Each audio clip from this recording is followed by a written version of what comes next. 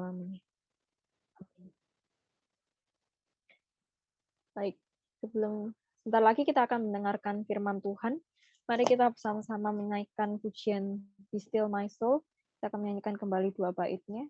Lalu waktu dan tempat saya serahkan pada Pendeta Daniel.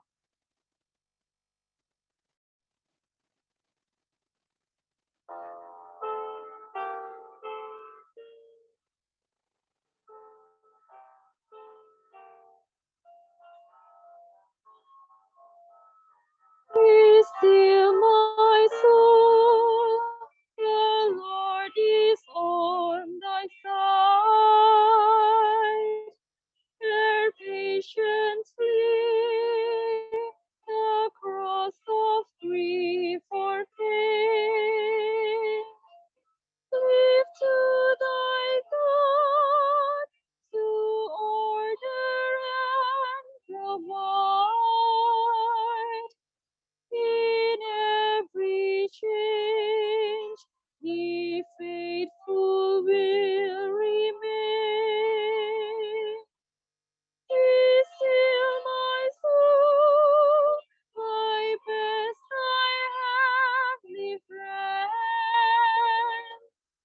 Through thorny ways leads to a joyful end. Be still, my soul, thy God doth undertake to guide the future as he had the past. Thy hope, thy confidence, let nothing shake. All now mysterious shall be bright at last. Be still, my soul, the waves and winds still know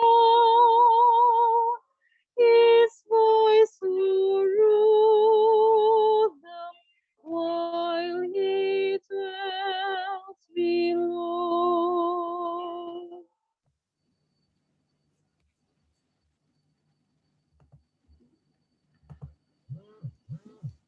Ya, sekalian kita bersyukur untuk malam ini kita bisa sama-sama kembali untuk berkumpul, khususnya di dalam PAL Surabaya, dan kita sangat bersyukur untuk persekutuan pada hari ini, dan juga lagu Be Still My Soul adalah bukan hanya sekedar satu lagu yang membicarakan tentang Tuhan, tapi juga membicarakan tentang betapa lemahnya kita sebagai manusia yang berdosa, dan bagaimana kita sepatutnya punya akan satu sandaran yang kekal, itu bagaimana kita senantiasa bersandar kepada Tuhan.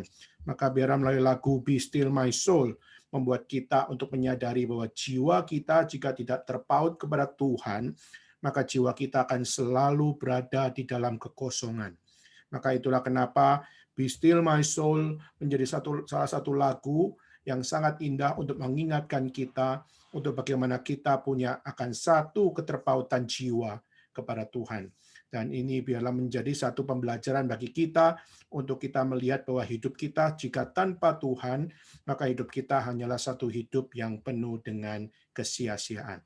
Baik, saudara sekalian, hari ini kita akan bersama-sama akan menggumulkan tentang satu tema yang sudah kita bahas di dalam pertemuan yang lampau, di mana kita bicara tentang Christ Beyond Pandemic, di mana kita tahu pandemik menjadi sesuatu konteks yang sangat-sangat complicated, sehingga akhirnya kita melihat banyak sekali akan satu form kehidupan kita menjadi sebuah experience yang berubah.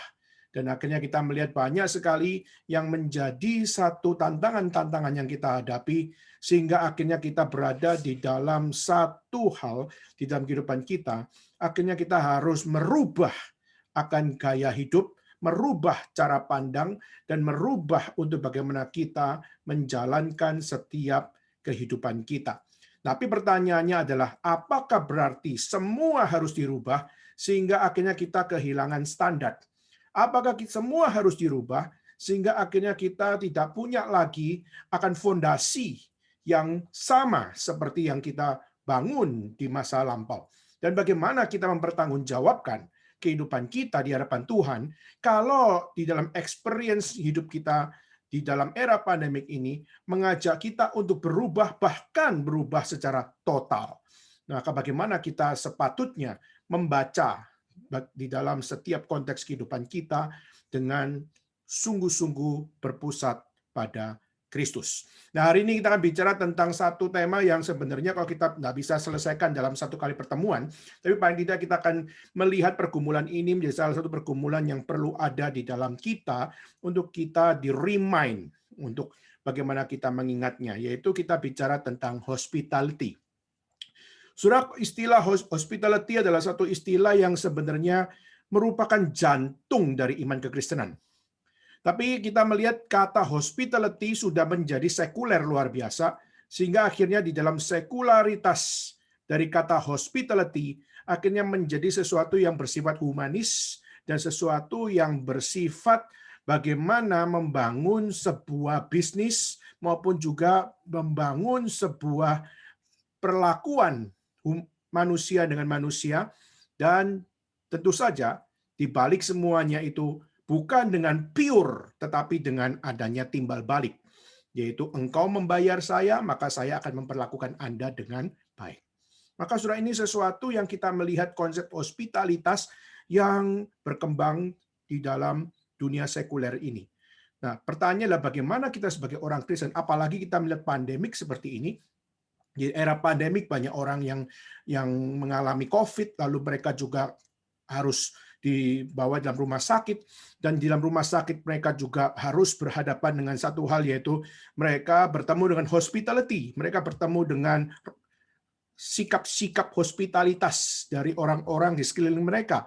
Tapi pertanyaannya, apakah sungguh konsep hospitalitas mereka itu adalah jujur sebuah hospitalitas yang murni, atau justru mereka adalah satu hospitalitas yang karena uang, atau hospitalitas yang karena prestasi, atau hospitalitas adalah karena kedudukan, dan sebagainya. Maka inilah sesuatu yang kita perlu sama-sama lihat bagaimana di dalam era pandemik ini, khususnya kita akan masuk di dalam konsep hospitalitas, kita belajar untuk melihat bagaimana hospitalitas tidak boleh di luar pusat Kristus. Maka itulah kenapa kita di dalam tema besar kita itu Christ Beyond Pandemic, yaitu kita percaya juga Christ Beyond Hospitality. Dan itu yang perlu kita sama-sama bangun bersama. Nah, sebelum kita akan masuk dalam pembahasan kita, mari kita tundukkan kepala, kita bersama-sama berdoa. Saudara, doakan saya supaya saya juga diberikan hikmat oleh Tuhan, dan juga kita sama-sama bisa belajar dari kitab suci bagaimana kita memahami konsep hospitality, dan bagaimana ini juga menjadi satu doa kita, khususnya kita sebagai orang Kristen, dan khususnya untuk rekan-rekan kita, baik yang ada di China, Taiwan, dan Hong Kong. Mereka juga mau belajar tentang hospitality yang berpusat pada Kristus, sehingga pada saat mereka melayani, mereka bukan melayani karena pendeta yang suruh, mereka melayani bukan karena ada kakak pembina rohani yang suruh, tapi mereka bisa dengan syukur di hadapan Tuhan, karena Tuhan yang mempercayakan pelayanan, maka mereka bertanggung jawab secara pribadi kepada Tuhan.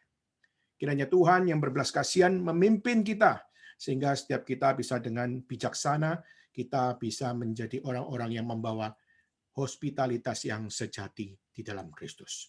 Mari kita mengambil sikap berdoa, mari kita memohon kepada Tuhan. Bapa dalam surga, kami berterima kasih kepada Tuhan, kalau Tuhan yang masih memberikan kepada kami akan satu pembelajaran untuk bagaimana kami melihat Kristus melampaui setiap kondisi hidup kami, khususnya di era pandemik ini. Tuhan, tolonglah kami supaya kami diberikan hikmat bijaksana oleh Tuhan, sehingga setiap kami bukan menjadi orang-orang yang hanya terjebak di dalam setiap complicated life, sehingga akhirnya kami berada di dalam era pandemik ini, kami ikut-ikutan mengalami sesuatu respon yang dimiliki bukan hanya oleh orang-orang di luar Tuhan, tapi justru kami mengadopsi pemikiran mereka di dalam konteks kami sebagai orang percaya. Tuhan, tolonglah kami supaya kami bukan jadi orang Kristen yang cuma hanya sekedar label, tapi kami justru mengadopsi kehidupan sekeliling kami yang jelas-jelas tidak Kristen, jelas-jelas tidak percaya kepada Tuhan dan jelas-jelas menolak Tuhan. Tuhan, bila Engkau yang memampukan kami, untuk kami bisa dengan sungguh-sungguh, untuk kami bisa punya hospitality yang sejati di dalam Kristus. Tolonglah kami ya Tuhan, kami berdoa memohon Tuhan yang bekerja di dalam diri kami semua, supaya kami melalui PAL ini pun kami disadarkan akan pentingnya kami dengan kejujuran hati, dengan kesungguhan jiwa, untuk kami melayani Tuhan dengan jiwa hospitality yang benar. Tuhan, dengarlah doa seru kami, karena kami tahu kami terlalu lemah, dan kami terlalu cacat, sehingga kami tidak bisa melakukan yang terbaik bagi Tuhan. Tuhan, kami mohon, supaya kami pun dapat mencicipi kesempurnaan itu, di dalam Engkau yang memberikan anugerah, dan biarlah kami dimampukan di dalam pertolongan-Mu. Terima kasih ya Tuhan, inilah doa seru kami yang kami serahkan di dalam nama Yesus Kristus. Kami bersama-sama berdoa dan menyerahkan kami semua di dalam Tuhan. Amin. Baik, saudara sekalian, kita akan membaca satu bagian dalam kitab suci. Kita membuka di dalam Roma pasal 12, ayat 12 dan 13. Dan ayat ini akan mendasari pembicaraan kita, dan kiranya Tuhan yang berbelas kasihan kepada kita semua. Mari kita membuka di dalam Roma, di dalam kitab Roma pasal 12. Di dalam kitab Roma 12, kita akan membaca ayat 12 dan 13. Roma 12, ayat 12 dan ayat yang ke-13. Setelah menemukan, mari kita membaca bersama-sama. Saudara dimanapun sudah berada, mari kita membaca bersama-sama akan dua ayat ini. Roma pasal 12, ayat 12 dan 13. 1, 2, 3. Bersukacitalah dalam pengharapan, sabarlah dalam kesesakan, dan bertekunlah dalam doa. Bantulah dalam kekurangan orang-orang kudus, dan usahakanlah dirimu untuk selalu memberikan tumpangan. Nah, saudara, ini kalau kita dalam bahasa Inggris, seakan-akan memberikan satu hal, yaitu kita harus untuk bagaimana melakukan satu tindakan-tindakan untuk memberikan tumpangan atau memberikan akan satu, sekedar memberikan rumah kita, memberikan akan tempat kita, dan sebagainya. Tapi kalau kita melihat dalam bahasa Inggris, lebih tepatnya adalah rejoice in hope, be patient in tribulation, be constant in prayer, contribute to the needs of the saints, and seek to show hospitality. Yaitu lebih kepada satu hal, berkontribusi untuk kebutuhan orang-orang percaya, orang-orang yang dipakai Tuhan, dan bagaimana kita belajar untuk menyatakan hospitalitas. Bukan sekedar memberikan tumpangan. Memberikan tumpangan itu salah satu tindakan dari hospitalitas. Tapi ini adalah menunjukkan total hospitalitas itu. Jadi bukan sekedar aksi dari hospitalitas, tapi total hospitalitas. Nah, saudara, kita melihat berarti dari sini, berarti Tuhan menuntut bukan hanya sekedar memberikan tumpangan. Itu cuma salah satu aksi dari hospitalitas. Ya, tapi justru kita lihat dalam kitab suci, dalam bahasa Inggris lebih tepat, seek to show hospitality. Di situ bicara tentang totalitas. Totalitas di dalam hospitalitas. Bukan sekedar memberikan tumpangan, tapi menolong, memberikan jiwa, memberikan tempat, dan juga memberikan setiap apa yang menjadi kebutuhan yang dibutuhkan oleh orang lain dan sebagainya. Nah, saudara, itu akan menjadi satu dasar dalam pembicaraan kita pada hari ini, dan bagaimana kita belajar khususnya di era pandemik ini, kita bagaimana care about hospitality. Kita belajar untuk bagaimana di era pandemik ini, kita sebagai orang Kristen bagaimana menyatakan satu kepedulian, khususnya di dalam totalitas kita, menyatakan hospitality.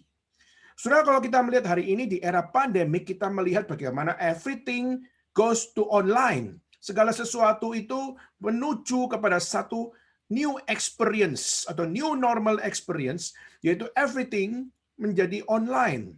Kita melihat sekolah online, kita melihat belanja online, kita melihat gereja online, bahkan kita melihat bagaimana segala sesuatu menjadi virtual. Dan juga kita juga melihat bagaimana melalui era pandemik kehidupan manusia menjadi berubah. Yang biasanya kita kalau melihat mereka pergi ke supermarket, mereka dengan tenang, mereka dengan satu hal membeli sesuatu itu hanya sebatas apa yang mereka butuhkan di dalam waktu yang lebih pendek. Tetapi justru kita melihat di era pandemi, khususnya 2 tahun terakhir, khususnya waktu 2 tahun yang lalu, kita melihat bagaimana sejak permulaan dari pandemik dimulai, kita melihat betapa orang-orang itu mengalami apa yang namanya panic buying. Mereka mulai masuk di dalam satu kondisi panik, di mana mereka panik dengan tidak ada masker, maka akhirnya kita melihat perusahaan-perusahaan mulai memproduksi masker, tetapi akhirnya kita juga melihat masker dijual dengan begitu mahal. 2 tahun yang lalu kita melihat tidak ada masker yang bisa kita lihat hari ini di Indomaret atau di Alfamart dengan harga yang begitu murah. Kita melihat satu box isi 100, kita sekarang bisa beli dengan 50.000 atau 60.000. Bahkan saudara ada yang sampai menjual di pinggir jalan 30.000. Saudara, sedangkan waktu 2 tahun yang lalu kita melihat mereka menjualnya dengan 400.000. Mereka menjualnya sampai 500.000. Nah, saudara, dan saya sangat bersyukur di salah satu jemaat kita, khususnya di salah satu jemaat kita di Nanjing, ada satu anak yang dimana keluarganya adalah keluarga Kristen. Dan di dalam keluarga Kristen ini, papa mamanya buka toko di Jakarta. Dan waktu dia buka toko di Jakarta, semua jual dengan harga yang mahal. Mereka jual akan apa yang namanya masker, mereka jual apa yang namanya hand sanitizer, mereka jual dengan harga yang top mahalnya luar biasa. Orang sampai harus keluar uang lebih untuk membeli, hanya sekedar beli masker. Jadi sekarang kita melihat beli bisa 50.000, 60.000, dan sekarang kita lihat seorang juga dengan bebasnya membeli. Dulu kita susah sekali untuk membelinya, sehingga akhirnya kita harus keluar uang lebih banyak. Nah, saudara, tapi saya sangat bersyukur di keluarga ini mereka mengatakan kita tidak akan ikut mereka jual masker mahal. Kita akan jual masker dengan harga selayaknya. Maka di saat mereka jual 400.000, mereka jual hanya 90.000 atau 100.000. Saudara, dan mereka mengatakan kami tidak bisa untuk ikut-ikutan dengan orang lain, mencari keuntungan di atas penderitaan orang lain, sehingga akhirnya mereka mengatakan kami tetap ambil untung. Tapi kami tidak akan segila mereka. Hanya karena melihat ini opportunity, sehingga akhirnya kami tidak peduli dengan orang lain, sehingga akhirnya takut merusak harga, padahal ini soal humanity, di mana orang membutuhkan. Dan saudara, disitulah akhirnya pada saat keluarga ini adalah satu keluarga yang sangat peduli kepada hal orang lain membutuhkan ini. Maka tidak boleh jual mahal-mahal. Akhirnya mereka jual dengan mengambil untung yang tidak banyak. Dan saudara, pada saat dijual situ, tokonya rame luar biasa. Tapi meskipun rame, dia pun mengatakan, satu orang cuma boleh maksimal beli 2 box. Tidak boleh lebih dari 2 box. Tidak boleh jual lagi. Hanya untuk bagi. Dan sebagainya. Saudara, maka orang berusaha beli banyak. Tidak boleh. Tidak boleh. Hanya beli 1 atau 2. Saudara, dan saya sangat bersyukur waktu dengar berita. Saya tahu lihat fotonya, ini adalah mama dari jemaat saya. Lalu saya cross-check, dan akhirnya saya sadar ini adalah satu kesaksian orang Kristen. Sehingga akhirnya masuk berita, sehingga akhirnya televisi menginterview dia. Dan saya sangat bersyukur apa yang menjadi responnya adalah kenapa? Karena kita bukan hidup seorang diri, mencari keuntungan sendiri, tapi kita harus jadi berkat. Saudara, kata menjadi berkat bagi orang lain. Itulah yang tidak ada pada konsep-konsep orang-orang yang beragama, tetapi tidak di dalam Kristus. Di dalam Kristus rela untuk korban. Di dalam Kristus rela untuk membuang segala opportunity yang menguntungkan. Di dalam Kristus rela untuk menggarami, rela menerangi, rela rugi. Itulah the true hospitality. Dan kita melihat itu sungguh-sungguh terjadi di dalam kehidupan orang percaya. Nah, saudara coba bayangkan, kalau kehidupan tante ini yang menjual segala Apa yang menjadi kebutuhan 2 tahun yang lalu, di mana orang-orang dengan segala opportunity mencari keuntungan, justru dia tahu bahwa apa? Panic buying terjadi karena keserakahan. Panic buying terjadi. Kenapa? Karena juga tidak memikirkan orang lain, hanya pikir diri sendiri. Customer juga berusaha memiliki semua. Sehingga apa? Sehingga customer beli semua hanya untuk keluarganya. Keluarga orang lain nggak peduli. Dan itu juga yang terjadi di dalam era pandemik, sehingga semua jadi individualism. Semua jadi egois. Semua hanya pikir diri sendiri. Bahkan saudara kita melihat waktu vaksin masuk, vaksin Sinovac masuk, kita melihat ada orang-orang yang memperalat dengan apa? Vaksin yang masuk justru dipakai sendiri, lalu juga vaksin yang masuk belum jatahnya dia sudah ambil duluan. Ada satu artis yang juga waktu vaksin masuk belum diperuntukkan untuk artis dan sebagainya, tapi dia sudah ambil curi start duluan untuk mengambil keuntungan dengan mengambil vaksin bagi diri sendiri. Saudara, di era pandemi kita juga melihat begitu banyak tingkat bunuh diri.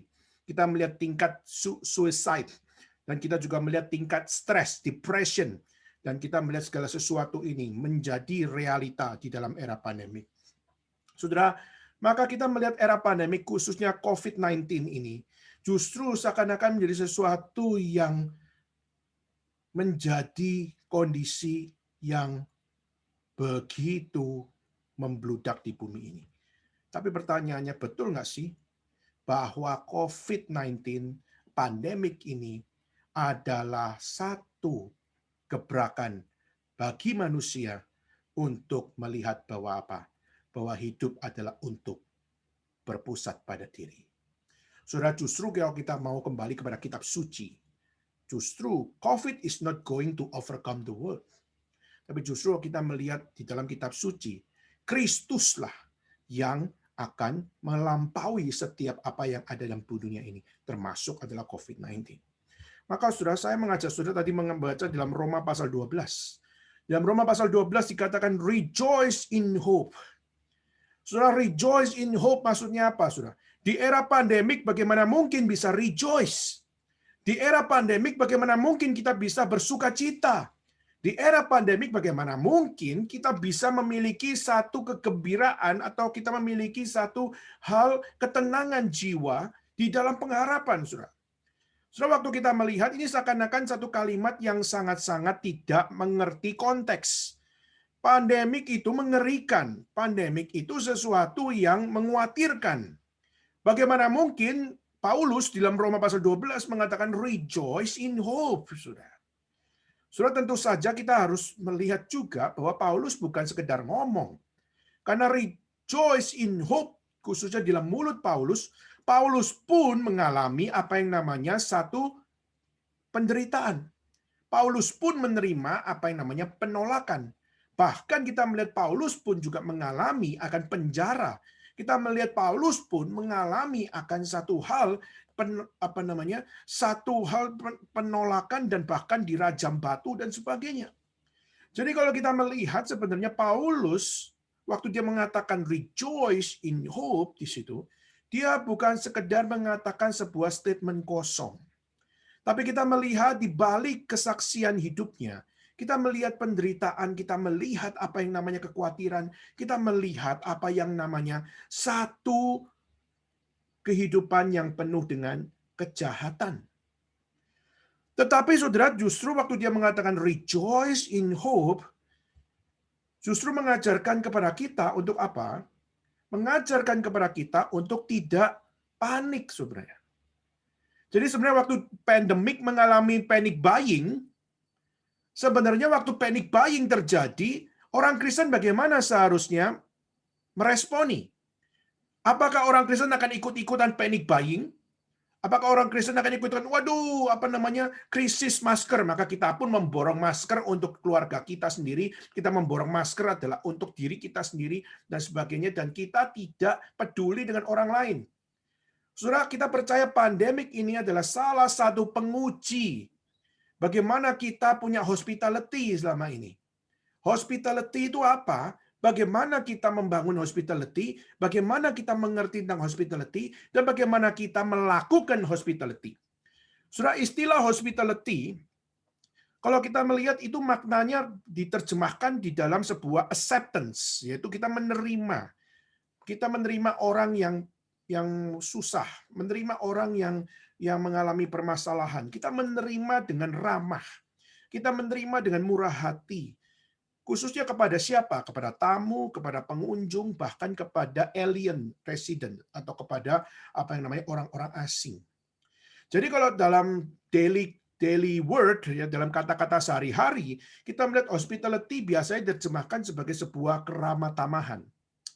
Nah, saudara, tapi kita melihat di dalam sekularisme, di dalam dunia sekuler, kita melihat bagaimana kata hospitality sudah banyak dibicarakan atau digunakan di dalam industri hiburan, lalu digunakan di dalam perhotelan, lalu digunakan di dalam turisme, lalu juga digunakan di dalam industri-industri yang berbasis jasa dan sebagainya.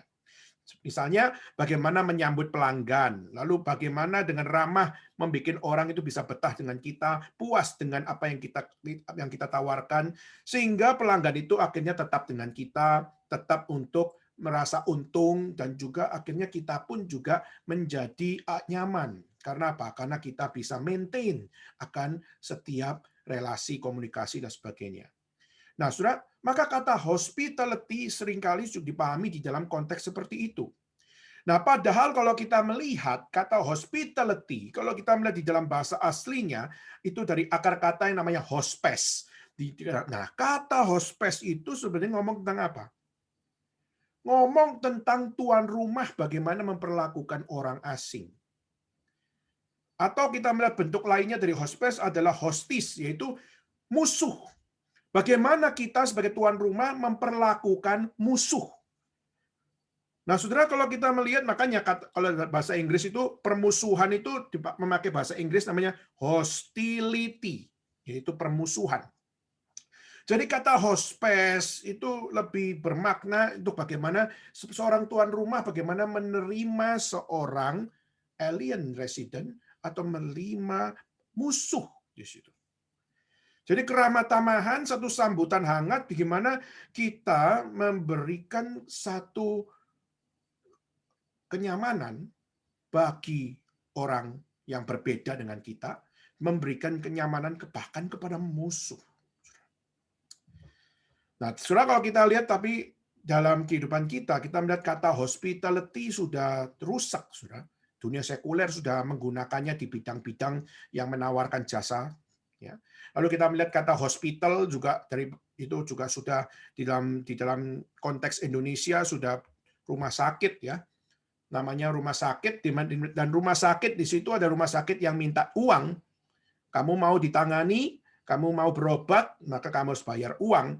Meskipun ada BPJS pun, meskipun ada yang namanya asuransi sekalipun, tetapi tetap menawarkan satu hal, jasa untuk mengobati, jasa medis, tapi uang. Saudara, hospitality tidak bicara uang sebenarnya. Kita melihat keramah tamahan itu lebih kepada sebuah kejujuran. Justru sebenarnya kalau kita bilang tentang hospitality, itu tidak ada unsur uang sama sekali. Unsur hospitality adalah satu unsur bagaimana manusia peduli kepada orang lain. Jadi unsurnya adalah kepedulian. Kepedulian seorang tuan rumah terhadap alien resident. Kepedulian tuan rumah kepada musuh bahkan. Itu yang seharusnya menjadi sebuah konteks yang kita tidak boleh lupa. Ya, tetapi kita melihat meskipun dunia sekuler menggunakannya dengan hanya sekedar untuk bagaimana memperlakukan pelanggan dan sebagainya, kita tidak boleh ikut format seperti itu. Kita tidak bisa mengikuti hanya dengan format sekuler maupun kita mengikuti dengan format yang ditawarkan oleh apa yang namanya dunia. Kita harus back to the Bible. What is the true hospitality? Bagaimana kita memahami tentang hospitalitas Kristen? Nah, saudara, kalau kita melihat justru hospitalitas Kristen bicara tentang bagaimana kita punya kewajiban mulia sebagai orang percaya menyambut seorang jiwa, seorang manusia dengan penuh hormat dan kehangatan di dalam sumber kehidupan yang diberikan. Dari siapa? Dari Tuhan Allah. Jadi saudara, kita seharusnya punya satu hal bagaimana kita ini menjiwai hospitality bukan dengan apa yang ditawarkan atau apa yang dimengerti atau apa yang diadopsi di dalam pengertian dunia. Saudara, apalagi sekarang kita melihat di era postmodernism, kita melihat orang-orang postmodern sekarang juga menganggap bahwa hospitality itu penting. Sehingga akhirnya kita melihat sejak abad 20, 21, kita melihat salah satu kuliah fakultas psikologi misalnya itu membuka satu kelas namanya kelas hospitality. Bahkan ada sekolah yang membuka fakultas namanya fakultas hospitality.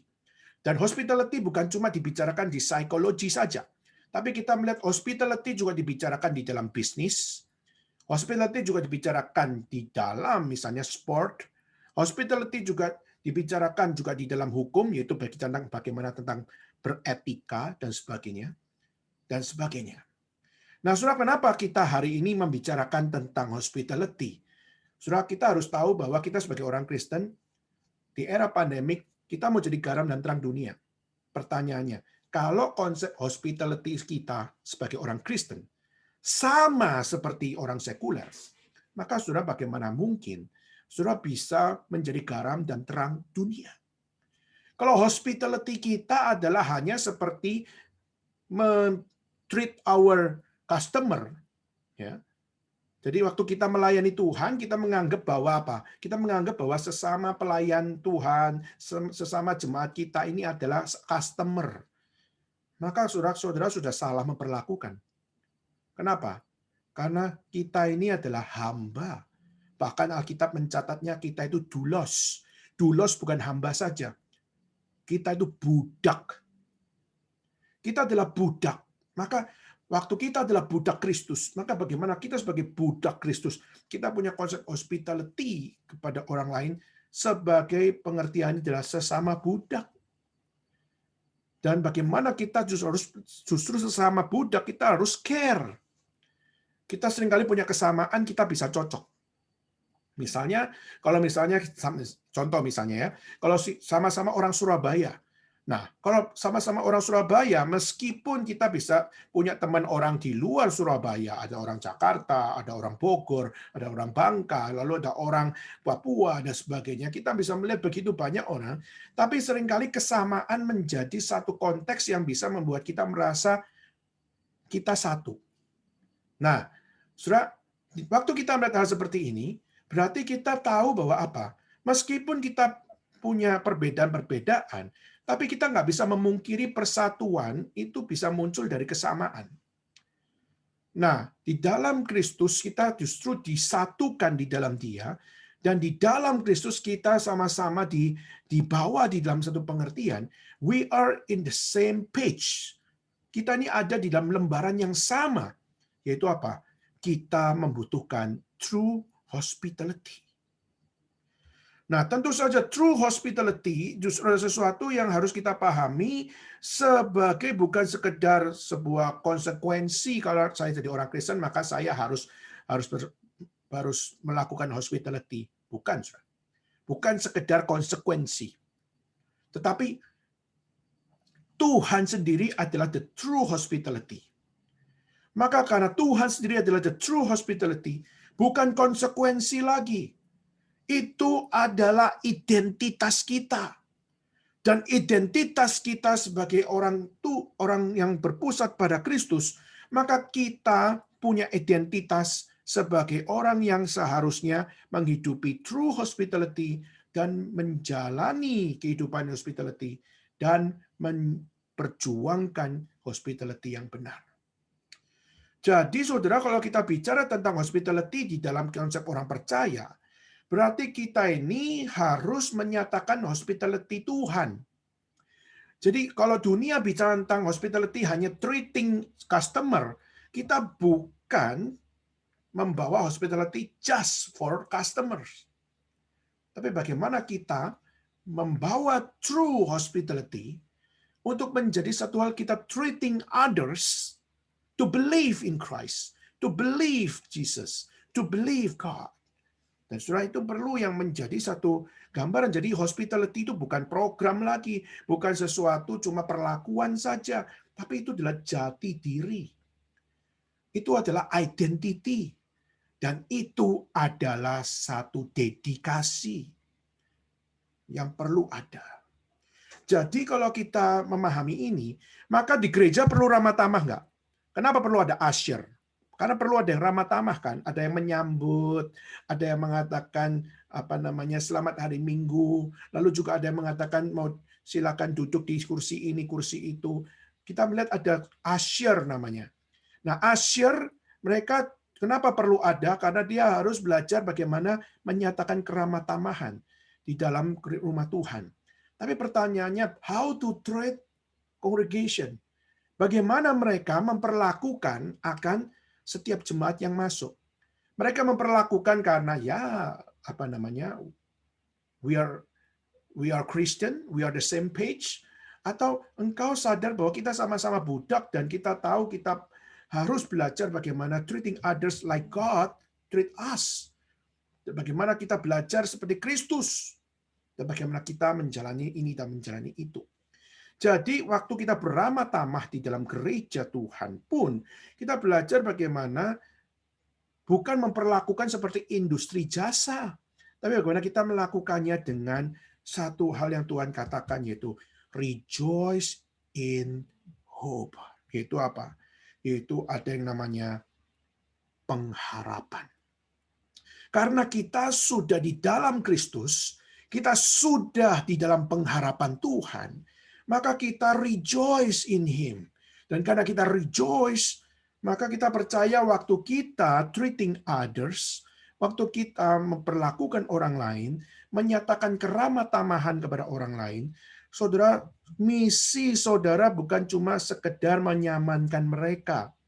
Misi saudara bukan cuma untuk menyatakan cinta kasih saja. Tapi saudara, rejoice in hope, bersukacita di dalam pengharapan. Kenapa harus bersukacita? Karena ada pengharapan. Apa itu pengharapan? Saudara, di dalam Alkitab, yaitu dalam Filipi pasal 1 ayat 6 dan 7. Mari kita sama-sama baca ya. Kita lihat saudara dalam Filipi. Coba saudara buka dalam kitab suci. Filipi pasal 1 ayat 6 dan 7. Saya akan bacakan.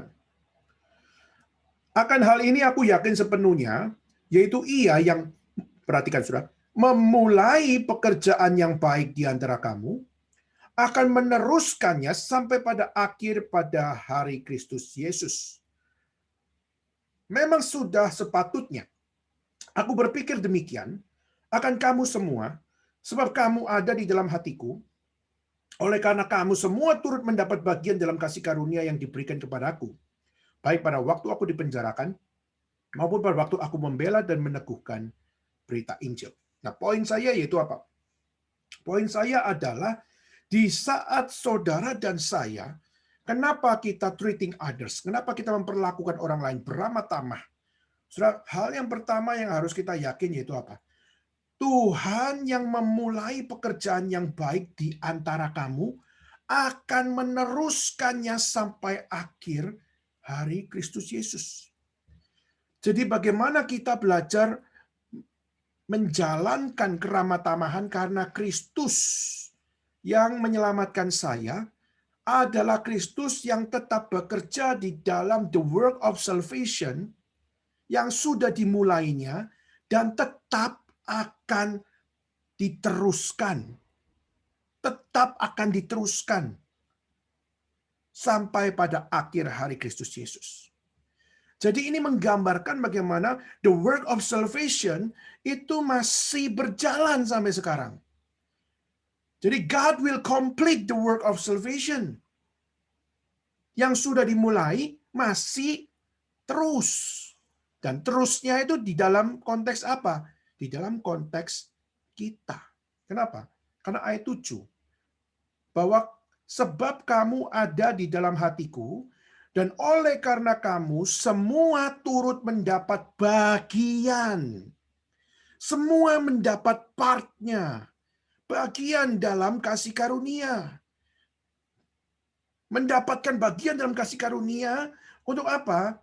Untuk kita semua melakukan apa yang dimulai oleh Allah dan yang diteruskan sampai waktunya Tuhan tiba.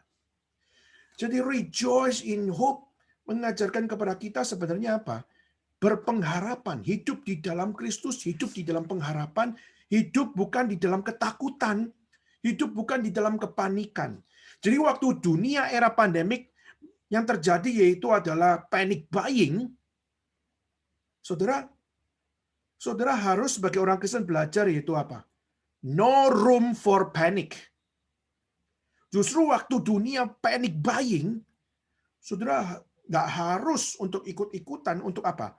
Waduh, orang lain panic buying. Kalau saya nggak ikut-ikutan panic buying, saya bisa luar biasa rugi. Maka saya harus dalam kondisi panic buying, saya harus punya hikmat, saudara. Apalagi kalau kita sebagai seorang businessman harus tahu, apalagi Christian businessman.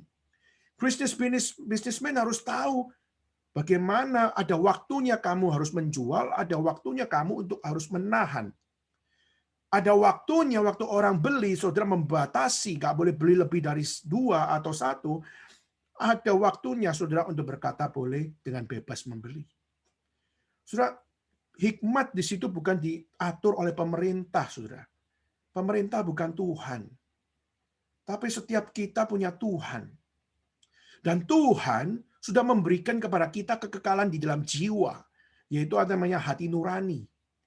Maka hati nurani seharusnya berbicara pada waktu kita melihat segala sesuatu, waktu panic buying terjadi, bagaimana hospitality kita jalan. Maka tadi saya waktu menyinggung satu kesaksian hidup dari seorang mama dari jemaat kami, saya terus terang sangat bangga. Karena di dalam jemaat kami melihat bagaimana anak ini pun juga mengatakan, "Ma, jangan jual mahal-mahal. Orang semua butuh. Dan semua orang, jangan sampai kita diperalat, bisnismen diperalat. Kita cuma pinginnya untung, cuan, dan sebagainya. Dan orang butuhnya untuk bisa dengan kemauan sendiri untuk mengambil semua apa yang dibutuhkan." Sehingga kita melihat keegoisan manusia bisa memperalat siapapun. Maka saya sangat bersyukur atas kesaksian hidup itu, bahkan sampai masuk berita dan sebagainya. Ini memberikan satu hal yaitu apa? Yaitu Kristus adalah satu-satunya hikmat. Kristus adalah satu-satunya true hospitality. Bukan sekedar konsep saja, tapi bahkan pelaku hospitality. Jadi saudara, ini perlu menjadi satu gambaran. Paulus pun belajar dari Kristus. Jadi rejoice in hope. Why we must to rejoice in hope in the era pandemic? Saudara, karena kita percaya God will complete the work of salvation yang sudah dimulai dan terus akan tetap berjalan. Dan seharusnya kita tetap menjadi garam dan terang dunia. Dan sepatutnya kita di waktu dunia mengalami panic buying, kita sepatutnya berkata, no room for panic. Saya pernah, waktu saya 2 tahun yang lalu ada di China, dan waktu terjadi panic buying, dan akhirnya kami pun, waktu kami di China, kami nggak bisa beli apa yang namanya masker. Kami nggak bisa beli masker, kenapa? Kami sudah pergi keliling, Saya sudah pergi keliling ke begitu banyak rumah sakit, saya sudah keliling pergi ke begitu banyak apotek, saya sudah pergi ke begitu banyak tempat-tempat medis dan sebagainya, dan semua itu bahkan dibatasi dengan apa? Satu pun tidak. Jadi mereka, waktu kami pergi sudah bilang tidak ada stok, tidak ada stok, tidak ada stok, semua sudah habis. Kami keliling, beli satu saja. Saudara nggak tahu kan, waktu saya tinggal di China 2 tahun kemarin, 2 tahun yang lalu, saya pakai masker, itu saya pakai 1 bulan. Satu masker saya pakai 1 bulan. Sampai sudah bolong-bolong dalamnya. Sampai sudah berbulu-bulu, bulukan di luarnya. Tapi saya mau nggak mau harus pakai. Kenapa? Karena saya susah dapatkan itu. Maka saya pakai satu itu sampai 1 bulan. Karena nggak bisa dapat gantinya. Dan waktu saya pakai itu, betul-betul saudara, sudah bau apek itu. Sudah bau apek, tapi mau tidak mau saya harus pakai. Kenapa? Karena memang susah beli. Tapi mungkinkah saya bilang, oh ya karena Kodan sih panic buying, Kodan tidak cari dan sebagainya, ya salah sendiri Kodan dan sebagainya. Sudah, saya belajar dari apa yang terjadi itu. Orang panic buying adalah orang yang tidak bertanggung jawab. Mereka justru bertanggung jawab hanya untuk diri, seharusnya adalah dengan ukuran. Tetapi mereka justru dengan over limit.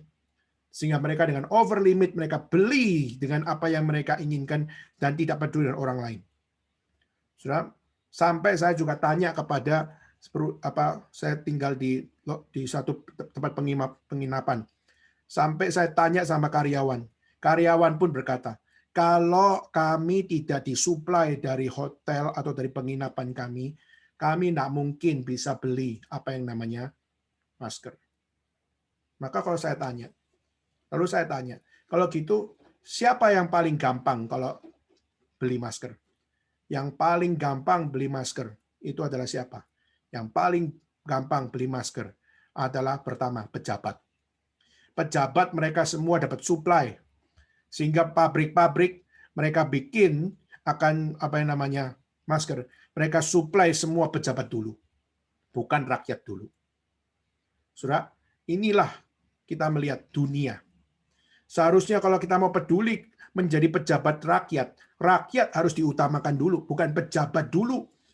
Tapi rakyat dulu yang harus diurus. Apalagi di China 2 miliar yang harus diurus dulu. Tapi justru kita melihat yang mereka lakukan adalah apa? Pejabat yang dapat dulu dari perusahaan-perusahaan. Nah, saudara, ini menunjukkan satu fakta. Inilah dunia, saudara. Siapa berkuasa, mereka yang bisa mengotak-atik. Jadi harga masker kenapa bisa begitu membludak, satu box bisa 400.000, itu karena apa? Karena ada permainan harga. Kenapa bisa ada permainan harga? Padahal semua tahu harganya berapa. Tapi kenapa bisa ada permainan harga? Karena manusianya. Maka saudara, meskipun demikian, apakah berarti saya pakai akan masker 1 bulan itu menjamin bahwa saya pasti mati? Tidak jamin. Justru sampai sekarang meskipun saya sudah pernah pakai 1 bulan nggak ganti-ganti, saya tetap keliling pergi Xiamen, pergi ke Nanjing, pergi ke Shanghai, pergi ke Beijing, saya tetap pakai. Tapi saya tetap baik-baik saja sampai hari ini. Maka sudah menunjukkan bahwa apa? Sebenarnya kita nggak usah ikut-ikutan dengan apa yang menjadi pekerjaan dunia. Panic buying sebenarnya kita boleh beli, tapi kita juga harus belajar untuk apa? Belajar punya satu pemikiran lebih global untuk orang lain. Maka kekristenan justru perlu menjadi satu guidance bagi kita untuk apa? Di saat dunia begitu panik, apalagi di era pandemik seperti ini, justru orang Kristen harus membawa semangat true hospitality untuk berkata, there is no room for panic. Kenapa? Because we already have hope. Kita sudah punya pengharapan. Dan pengharapan itu kita bersukacita. Dan sukacita itu di dalam pengharapan, di dalam pribadi yang namanya Kristus Yesus. Jadi saudara, kenapa kita harus ikut-ikutan dunia untuk menjadi panik? Kedua, saudara, kita melihat rejoice in hope. Kedua yaitu be patient in tribulation. Kenapa harus sabar di dalam setiap penderitaan? Kenapa mesti sabar di dalam setiap pergolakan? Kenapa mesti sabar? Saudara, di dalam 2 tahun terakhir ini kami banyak sekali menerima sharing-sharing di mana selama 2 tahun ini apa yang mereka alami. Bahkan kemarin ada satu anak yang sharing dengan Cik Claudia dan saya dengerin karena mereka Zoom dan saya ada di sebelahnya Ciklodia, saya dengar bagaimana salah satu sharingnya yaitu apa? Saya tidak kuat dengan pekerjaan saya. Kenapa? Era pandemik ini pekerjaan saya ini berlipat-lipat complicated-nya. Sebelum pandemik saya bekerja, tapi saya bekerja tidak seperti sekarang. Saya seperti kerjanya itu bukan 12 jam, tapi saya kerja bisa 24 jam. Bahkan tidak ada hari libur. Bahkan cuti pun saya masih dicari. Sudah. Jadi ini satu kondisi bagaimana era pandemik memberikan experience kepada saya itu lebih complicated. Dan saya tidak bisa sabar dengan semua itu. Saya manusia. Saya butuh istirahat. Saya juga butuh waktu pribadi. Saya butuh waktu privacy. Saya butuh waktu dengan anak saya. Saya butuh waktu dengan suami atau istri saya. Saya butuh waktu dengan keluarga saya. Baru mau ketemu keluarga, dicariin sama bos, dicariin sama atasan, lalu diminta data ini, data itu, dan melihat bagaimana ini tidak bisa tunggu, harus cepat, harus kejar, harus untuk apa? Untuk punya satu pay attention yang lebih. Saudara, kadang-kadang kita akhirnya menjadi ngomel, kita akhirnya menjadi capek, kita akhirnya menjadi komplain, kita akhirnya menjadi orang yang depression, akhirnya kita menjadi orang-orang yang di dalam kehidupan kita akhirnya mengatakan apa? Life is so boring. Dan karena life is so boring, akhirnya apa? Kita kepikir yang macam-macam. Tuhan, mengapa Engkau memberikan semua ini? Kenapa Engkau mengizinkan semua ini terjadi? Dan bahkan mengatakan bahwa apa? Tuhan, kenapa kamu begitu jahatnya? Why you're so evil to me? Dan sebagainya. Nah, kita mengatakan apa? Be patient. Seringkali kita ngeliat kata be patient, langsung bilang, aduh sudahlah, shut up aja lah, nggak usah ngomong lah, sudah. Kami sudah tahu kata sabar, tapi kami nggak butuh kesabaran. Kami sudah nggak kuat kok. Sudah nggak kuat disuruh sabar. Saudara, seringkali kita sudah tidak bisa percaya lagi firman Tuhan. Waktu kita dengar kata sabar, dan itu adalah dari kitab suci, kita sudah kehilangan satu sense untuk apa? Sense to obey. Sense to act. Kita sudah merasa firman Tuhan, gue udah tahu firman Tuhan ngomong apa, tapi kita nggak punya ketaatan, kita nggak punya total obedience. Kita nggak punya total obedience to believe, total obedience to act di dalam setiap apa yang muncul. Be patient in tribulation. Sudah pertanyaan adalah why we must be patient. Kenapa kita harus sabar? Mari kita buka dalam Kisah Rasul pasal 14. Saya kira ini ayat ini bisa juga membantu kita untuk memahami ini. Coba Saudara kita buka Kisah Rasul pasal 14. Kalau memungkinkan saya minta untuk Sunjoyo bisa bantu bacain. Kisah Rasul 14 ayat 19 sampai 23. Kisah Rasul 14 ayat 19 sampai 23. Sunjoyo minta Inggris nggak apa-apa ya? bacain. Ya, nggak apa-apa. The Jews came from Antioch and Iconium, and having won over the crowds, they stoned Paul and dragged him out of the city, supposing him to be dead. But while the disciples stood around him, he got up and entered the city. The next day he went away with Barnabas to Derbe. And after they had preached the gospel to that city and had made many disciples, they returned to Lystra and to Iconium and to Antioch, strengthening the souls of the disciples, encouraging them to continue in the faith, and saying, through many tribulations, you must enter the kingdom of God. When they had appointed elders for them in every church, having prayed with fasting, they commended them to the Lord in whom they had believed. Oke. Ya, Saudara, saya akan bacakan ayat 22.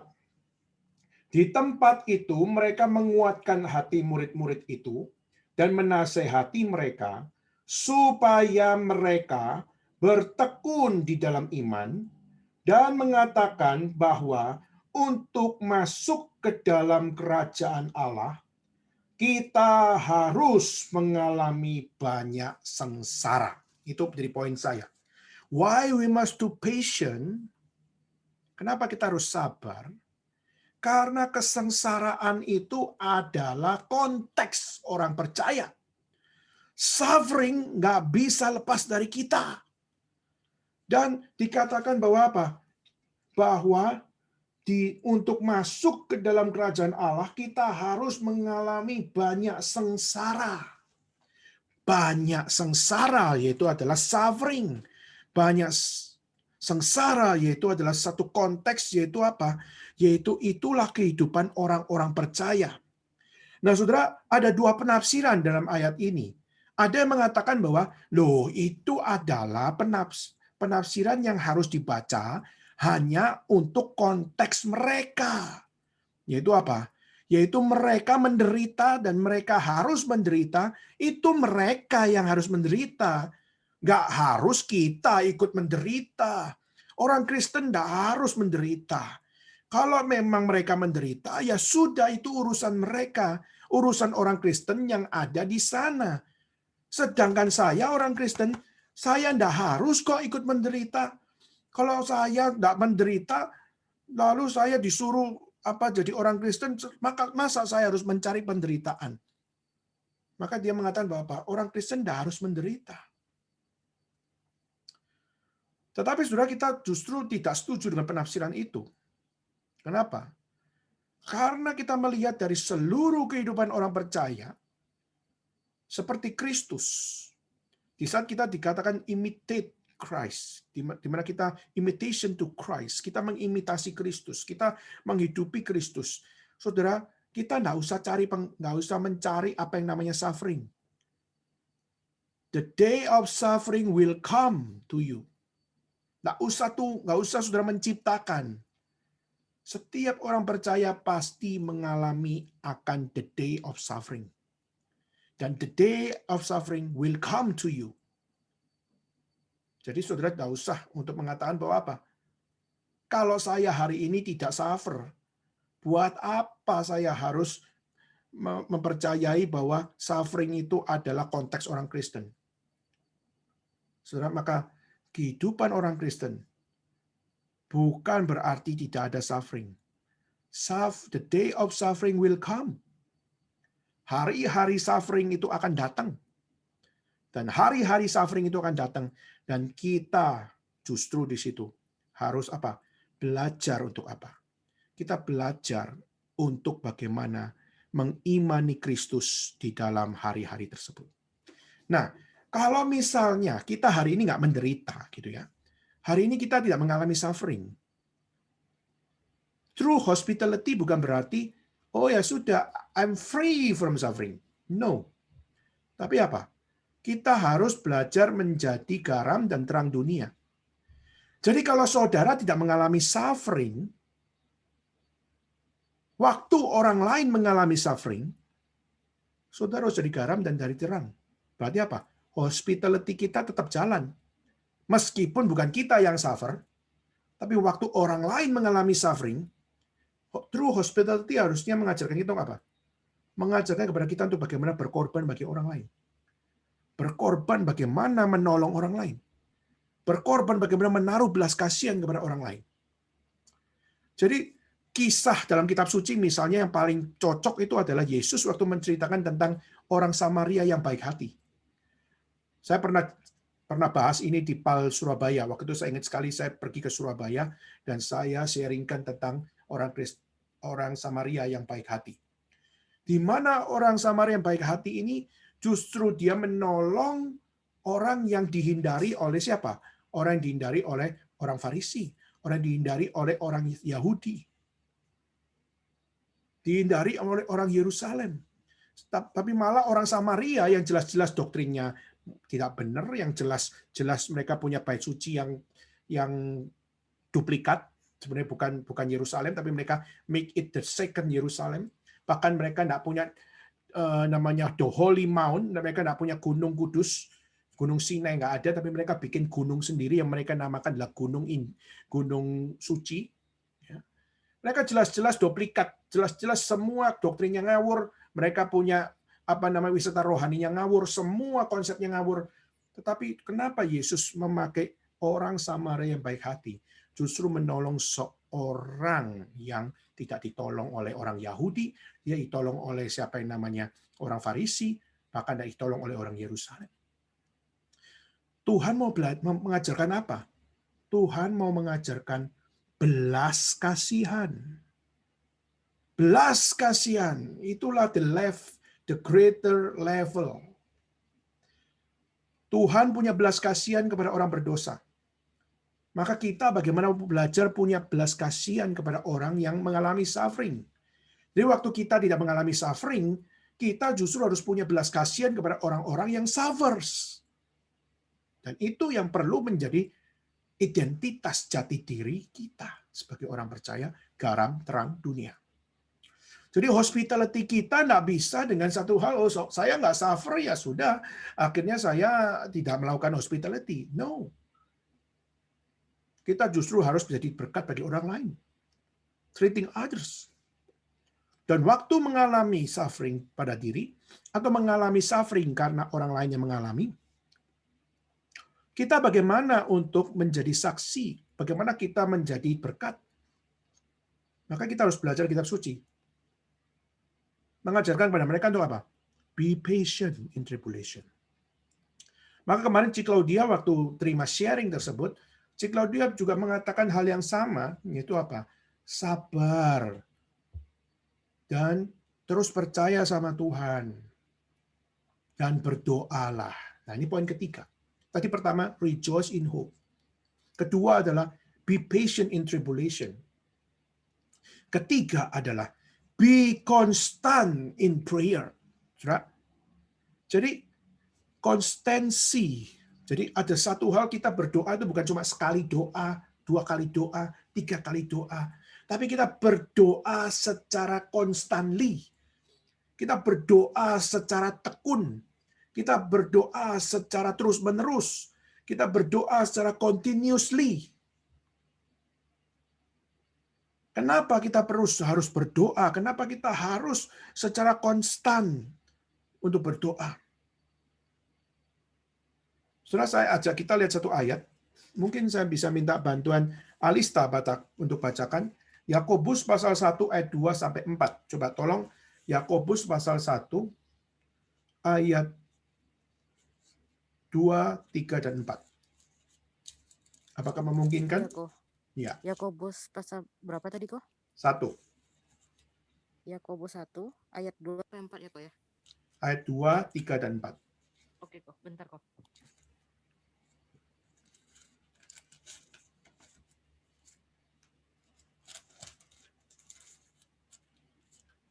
Oke, sudah? Iya kok, bentar kok.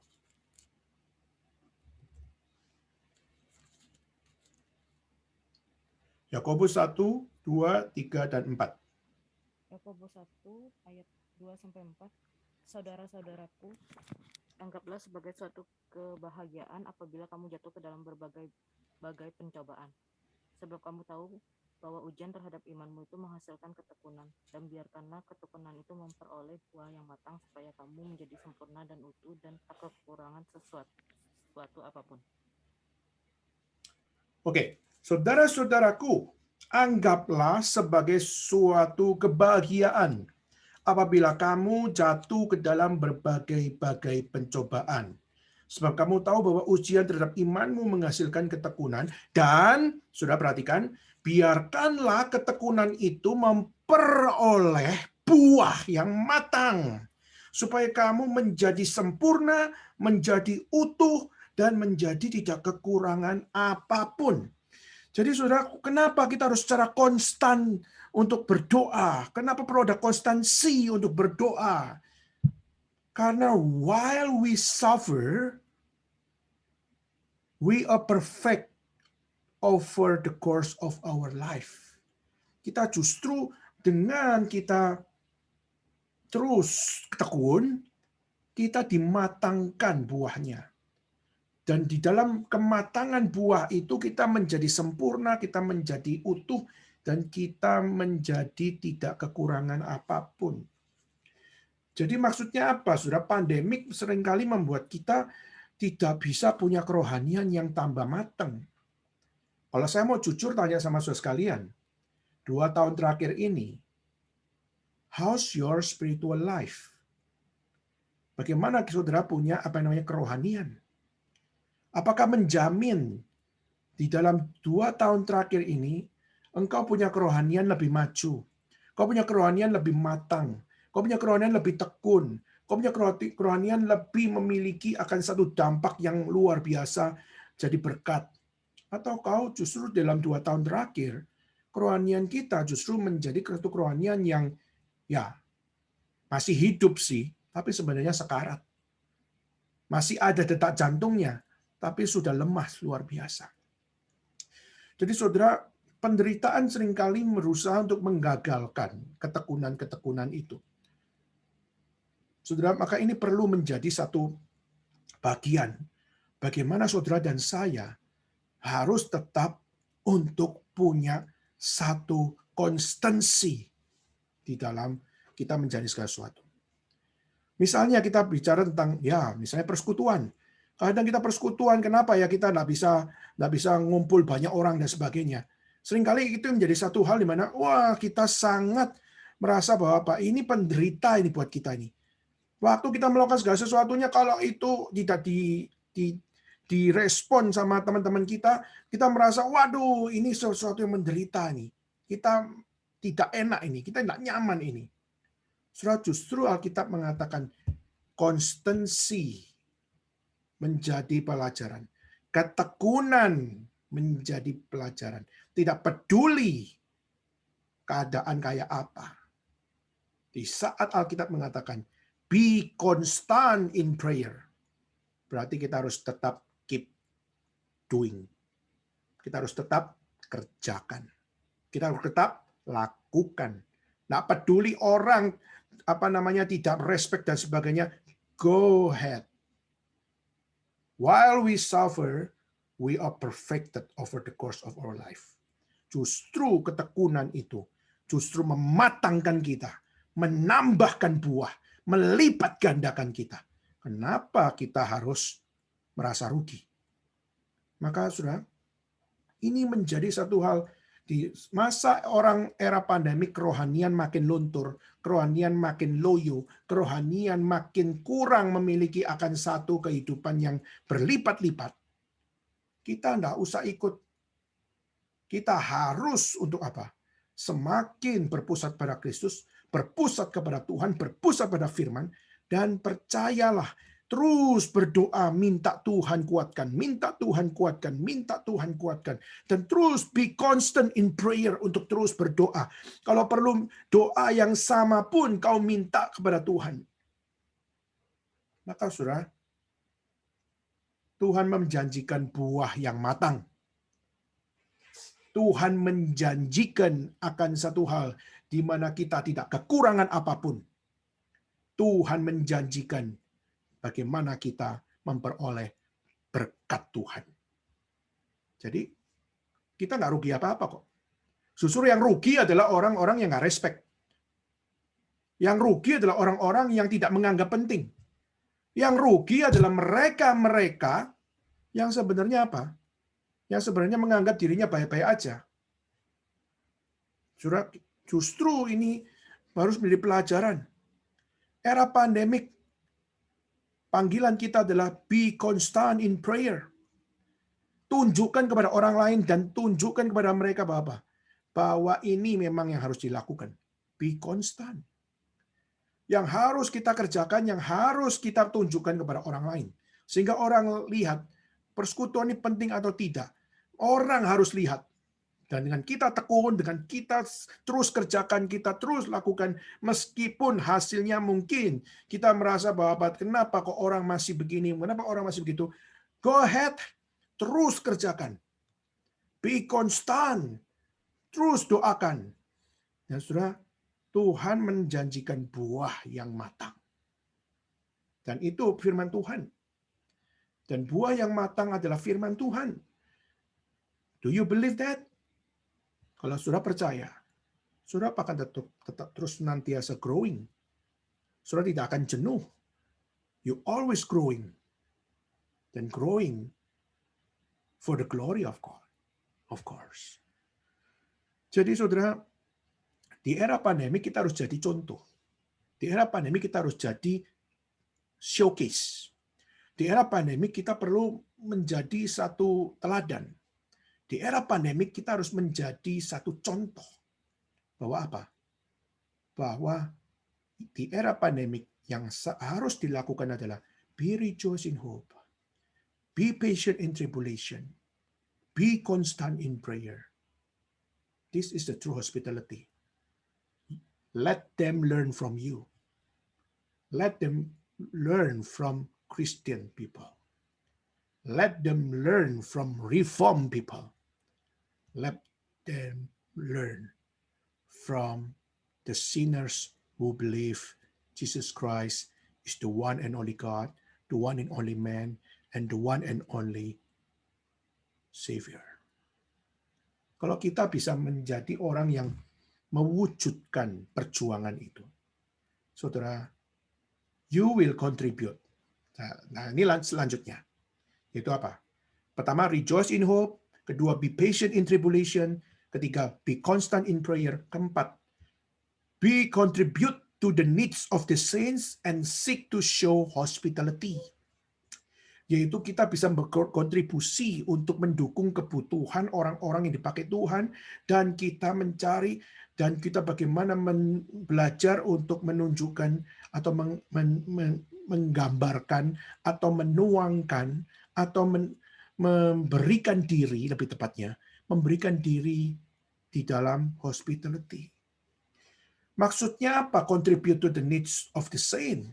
Apa artinya to seek to show hospitality? Apa maksudnya? Saudara, maksudnya adalah kita bagaimana kata hospitality itu sebenarnya bicara tentang apa? Kita pasif atau kita aktif? Nah, saudara, contribute itu pasif atau aktif? Menunjukkan to show hospitality itu pasif atau aktif? Kalau kita melihat hospitality, contribute, always begin from to go out. Selalu bermula dari mau kontribusi, kamu harus keluar. Kamu harus pergi to contribute. Berarti aktif. To show hospitality, berarti saudara pun untuk menunjukkan keramah tamahan, untuk menyatakan keramah tamahan, untuk mengorbankan diri untuk ramah tamah. You must to go out of your way. Saudara, maka perlu pergi, perlu berkorban, perlu aktif, perlu melangkahkan kaki untuk berjalan, to travel kalau perlu. Jadi saudara, dari semua ini ya, kita akhirnya belajar to contribute to the needs of the saints. Berarti apa? Kita bisa belajar untuk bagaimana berkontribusi, tidak selalu dengan kita bekerja sendiri bagi Tuhan. Tapi kita juga bisa berbagian untuk mendukung orang-orang yang dipakai Tuhan. Misalnya kita melihat di dalam gerakan Reform Injili, kita mendukung Pendeta Stephen Tong. Di mana Pendeta Stephen Tong, dia sebagai seorang menerima visi Tuhan, lalu dia menjalankan setiap pekerjaan Tuhan di dalam satu ranah yang begitu luas. Dan kita bersama-sama mendukung pelayanan hambanya. Seperti kita juga lihat di dalam GRI, Taiwan, China, dan Hong Kong, saudara terus doakan untuk saya, saudara terus doakan untuk Claudia. Saudara, ini adalah satu doa yang menunjukkan kepada apa? Bahwa ini adalah satu contribute. Learn how to contribute. To pray constantly. Ini adalah juga sebuah contribute. Terus berdoa, terus memohon, terus percaya, terus untuk mendukung. Saudara, mendukung nggak always dengan uang. Mendukung itu dengan semangat, bahkan mendukung dengan dedikasi, mendukung dengan diri kita. Itulah the true hospitality. The true hospitality bukan sesuatu yang timbal balik seperti hari ini rumah sakit atau entertainment dan sebagainya. Jadi saudara, justru waktu kita melewati era pandemik ini, Alkitab mengajarkan rejoice in hope, be patient in tribulation, be constant in prayer, contribute to the needs of the saint, and seek to show hospitality. Sebenarnya semua itu di atas dasar apa? Di atas dasar we fear to God. We begin with fear to God. Kita belajar dengan kita tahu Tuhanlah the true hospitality, the greater hospitality, the one and only great hospitality. We fear to Him. We fear to God. Dan Alkitab mengatakan, fear to the Lord is the beginning of wisdom. Maka, we are not fear to men. We are not fear to the world. We are not fear to the sinners, to other sinners. Maka saudara, Alkitab menyatakan, yaitu apa? Biarlah segala sesuatu yang ada di dunia ini memuliakan kemuliaan Tuhan. Saudara, mungkin kita hari ini khawatir dengan apa? Kita khawatir dengan, misalnya salah satu kekhawatiran kita di era pandemi apa? Waduh, sekarang kita bingung nih. Kalau kita sekarang kalau divaksin Sinovac, Sinopharm, atau AstraZeneca. Dan akhirnya banyak orang bilang, waduh, lihat nih, di Indonesia pun AstraZeneca banyak yang mati. Akhirnya sempat dihentikan kan kemarin. Begitu kita khawatir, waduh, nanti kalau saya vaksin, saya dapatnya AstraZeneca. Saya tanya, yang dapat AstraZeneca, apakah semua mati? Enggak juga kan? Memang ada yang mati. Tapi juga ada yang hidup kan? Maka ada yang hidup dan ada yang bekerja dengan baik dan vaksinnya juga berguna. Memang nggak semua orang bisa cocok. Tetapi kita, apakah berarti orang Kristen mengatakan bahwa apa? Waduh, kita ikut-ikutan dunia deh. Khawatir-khawatir lah, dan sebagainya. Bahkan sampai hari ini ada yang sampai hari ini pun anti terhadap vaksin dan sebagainya. Sudah memang vaksin itu has value, memiliki value-nya. Tetapi saudara, satu hal, yaitu apa? Ultimate hope kita bukan vaksin. Ultimate hope kita bukan apa yang dilakukan oleh manusia, walaupun kita butuh. Tapi bukan the one and only hope adalah vaksin. The ultimate hope adalah Tuhan sendiri. Dan bagaimana kita membaca setiap kondisi-kondisi di era pandemik ini? Saudara, Alkitab mengatakan, jangan kita jadi seorang Kristen yang cuma minum susu atau milky faith, yaitu iman seperti orang yang minum susu, yang nggak bisa mengunyah meat, nggak bisa mengunyah daging. Jadi ada yang namanya milky faith, ada yang namanya meat faith. Ada iman yang bisa makan akan daging yang keras. Ada iman tapi yang nggak bisa makan daging yang keras, cuma bisa minum susu. Dan orang yang milky faith, yang punya imannya seperti minum susu, itu adalah iman yang tidak bisa atau belum bisa diuji. Tapi kalau sudah diuji iman dengan menggigit sesuatu yang lebih keras, maka disitulah kita akan lebih lihat keindahan Tuhan di balik setiap kesusahan. Jadi saudara, kita tutup dengan satu ayat, saudara. Yaitu apa? Kita harus percaya bahwa di era pandemik ini, true hospitality harus ditunjukkan. True hospitality harus di-sharingkan. Dan bukan cuma sekedar ditunjukkan, di-sharingkan. True hospitality harus dihidupi. Dan kita harus menjadi saksi hospitality Tuhan. Dengan kita membawa true hospitality Tuhan. Kita tidak akan sama dengan orang-orang di dunia yang mengalami pandemi. Efesus pasal 2 ayat 10. Saya minta untuk Ruth bisa bacakan untuk kita semua. Efesus pasal 2 ayat 10. Efesus 2 ayat 10. Karena kita ini buatan Allah, diciptakan dalam Kristus Yesus untuk melakukan pekerjaan baik yang dipersiapkan Allah sebelumnya. Ia mau supaya kita hidup di dalamnya. Ya, karena kita ini buatan Allah. Ya. Buatan Allah adalah created by God. Dan berarti created by God, berarti kita ini propertinya Tuhan. Berarti kita ini miliknya Tuhan. Jadi waktu era pandemik terjadi, apa yang dilakukan oleh orang yang dibuat oleh Tuhan, dicipta oleh Tuhan, propertinya Tuhan, apa yang kita lakukan? Nah, saudara, kedua, kita adalah buatan Allah, diciptakan dalam Kristus Yesus. Berarti saudara, di era pandemik, you must to be a Christocentric man. Saudara harus jadi orang Kristen yang berpusat pada Kristus di dalam diri kita sebagai manusia. Berarti saudara, waktu orang ketakutan dengan vaksin, saudara harus bicara sebagai orang percaya, sebagai orang Kristen, dan berkata, do not fear.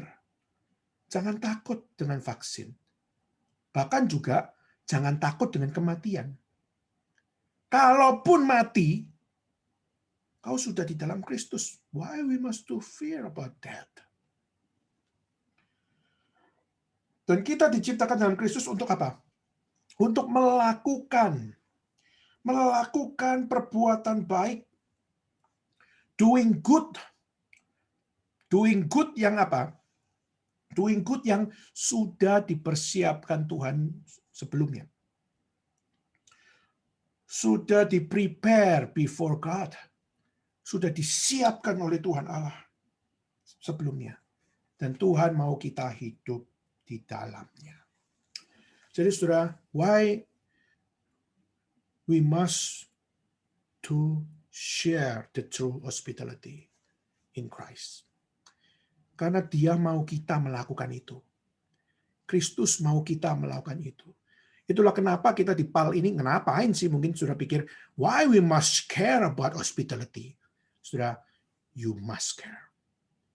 You must care about you. You must care about your family. You must care about your church. You must care about others.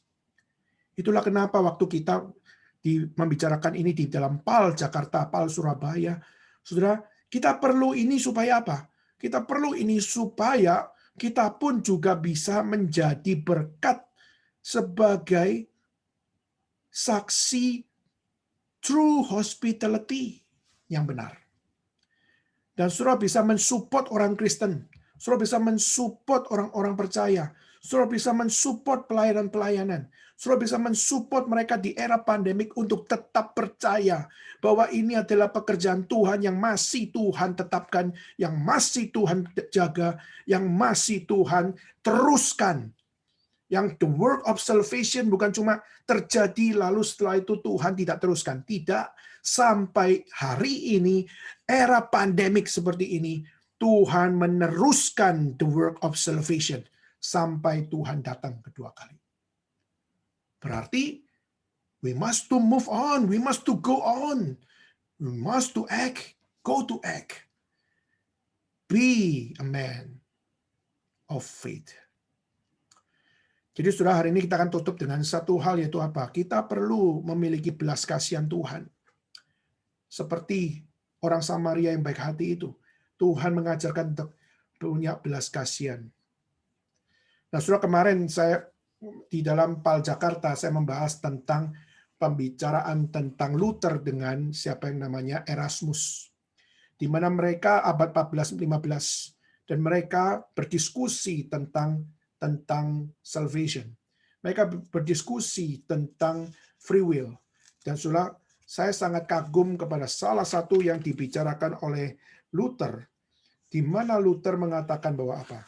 Luther mengatakan satu kalimat, yaitu dia mengatakan bahwa Tuhan adalah Tuhan yang senantiasa menyatakan belas kasihannya. Dan belas kasihannya bekerja di dalam cara yang manusia bisa ngerti, belas kasihannya juga datang di dalam cara yang manusia nggak mengerti. Jadi Luther berkata bahwa apa? Kadang-kadang kita bisa ngerti Tuhan bekerja di dalam hidup saya. Tapi kadang-kadang Tuhan menyatakannya di dalam ketidakmengertian kita. Kenapa semua itu terjadi kepada kita? Saudara, saya akan tutup dengan contoh. Nah, contohnya adalah Erasmus adalah seorang yang nggak bisa percaya bahwa Tuhan itu di dalam kematahuannya sudah tahu bahwa siapa diselamatkan, siapa nggak diselamatkan. Dan Erasmus adalah seorang yang percaya bahwa manusia itu meskipun sudah jatuh di dalam dosa, manusia masih bisa mencari Tuhan Allah. Masih ada free will untuk bisa mencari Allah untuk bertobat. Jadi Erasmus pakai dua contoh untuk menyerang Luther. Pertama yang dia pakai adalah Matius 23 ayat 37. Di mana di dalam 23 ayat 37, mungkin kita bisa baca, mungkin kita bisa buka ya. Minta tolong Kevin dari Bogor bisa bantu bacain. Apakah memungkinkan Kevin? Bukakan Matius 23 ayat 37. Matius 23 ayat 37. Bisa bacain satu ayat itu? Thank you. Matius 23:37 ya kok ya. Ya. Yerusalem, Yerusalem, engkau yang membunuh nabi-nabi dan melempari dengan batu orang-orang yang diutus kepadamu. Berkali-kali aku rindu mengumpulkan anak-anakmu, sama seperti induk ayah mengumpulkan anak-anaknya di bawah sayapnya. Tetapi kamu tidak mau. Ya. Saudara, Erasmus dia kutip ayat itu lalu mengatakan, kalau Tuhan di dalam kematahuannya sudah tahu kalau manusia itu akan bisa menolak di dalam kematahuan Tuhan. Kenapa Tuhan harus pakai skenario bahwa Yerusalem, Yerusalem, kamu tuh sudah kukirim nabi, sudah kukirim utusan, tapi justru kamu bunuh mereka. Kamu sudah kuberikan kesempatan, tapi kesempatan itu justru akhirnya kamu tolak. Aku bahkan mau untuk bersama-sama dengan kamu, tapi kamu pun menolak. Maka saudara, Erasmus mengatakan dengan ayat ini, jika semua ditentukan sama Tuhan Allah, tidak ada kehendak bebas manusia untuk mencari Allah, untuk mau bertobat, dan sebagainya. Berarti air mata Tuhan itu sia-sia dong. Berarti Tuhan waktu punya emosi seperti itu tidak terhargai. Kenapa? Toh Yerusalem menolak dia kok. Tuhan sudah kirim nabi. Tuhan sudah tahu dalam kematahuannya, nabi pasti dibunuh sama Yerusalem. Ngapain mesti kirim? Kalau memang harus kirim, berarti Tuhan sedih dong. Nah, kalau Tuhan sedih, berarti sia-sia dong. Kalau Tuhan dalam kematahuannya sudah tahu. Maka dia mengatakan, kalau kamu punya konsep seperti ini, bukankah Luther, Tuhanmu itu adalah Tuhan yang bersandiwara? Bukankah Luther berarti Tuhanmu itu sengaja apa? Munafik. Bukankah berarti Tuhanmu itu pelin-pelan dan sebagainya. Maka saudara saya waktu lihat kalimat itu, Erasmus bicara dengan logika yang kuat luar biasa. Tetapi saudara, Luther memberikan jawaban yang mungkin kita tidak satisfied secara logika. Tapi dia mengatakan satu kalimat itu apa? Tahukah engkau Erasmus, Tuhan menyatakan keselamatan di dalam kehendak-Nya. Di dalam dua cara, dia bilang. Communicable, yang bisa di-sharingkan dan manusia bisa mengerti. Tapi juga incommunicable, sesuatu yang kita nggak bisa ngerti. Tapi itu Tuhan nyatakan untuk menyatakan rencananya. Jadi, waktu kita melihat Yerusalem, Tuhan mengasihi Yerusalem. Tapi waktu Tuhan mengasihi Yerusalem, Yerusalem justru yang bunuh nabi-nabi dan sebagainya. Memang secara cara ini adalah satu cara yang nggak bisa dimengerti. Tapi bukan berarti Tuhan hanya pakai cara yang manusia bisa ngerti. Tuhan tidak memakai cara yang misterius untuk membuat rencananya jalani. Saudara, maka akhirnya Martin Luther mengutip satu ayat dalam Roma pasal 9 ayat 20-21 yang mengatakan, siapakah engkau sehingga engkau membantah Tuhan? Siapakah engkau? Bukankah tanah liat tidak punya hak untuk bicara kepada tukang periuk dia mau jadi apa? Waktu tukang periuk mau bikin dari tanah liat, mau jadi kakus atau mau jadi vas bunga, itu kedaulatannya siapa? Kedaulatannya tukang periuk kan? Waktu tukang periuk itu, tukang tanah liat itu dia bikin kakus, kakus tetap berguna kok, meskipun mungkin lebih jorok. Sedangkan kita melihat vas begitu cantik. Dan sama-sama dibikin dari tanah liat.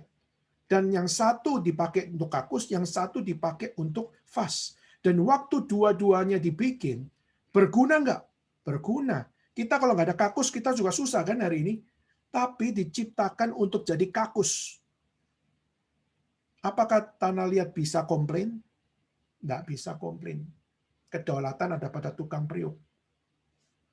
Maka itu ayat yang dipakai oleh Luther.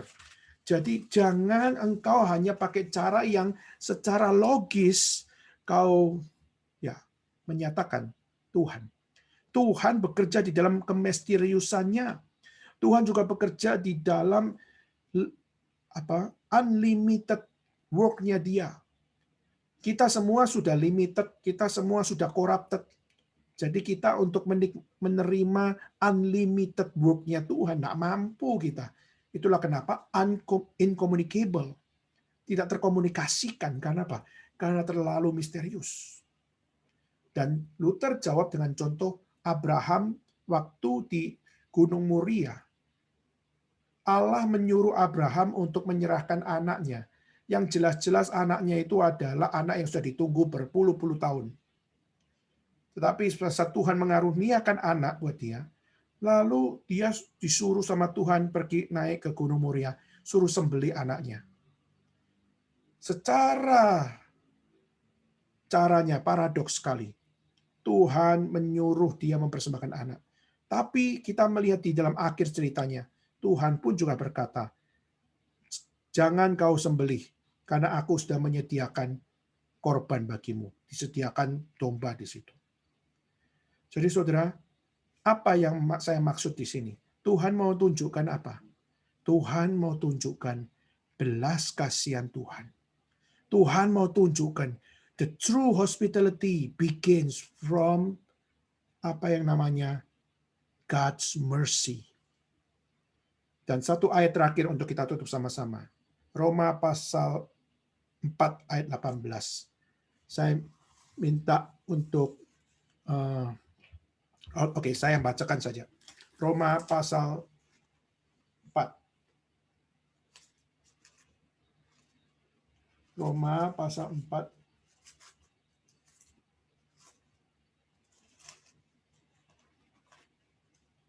Ayat 18.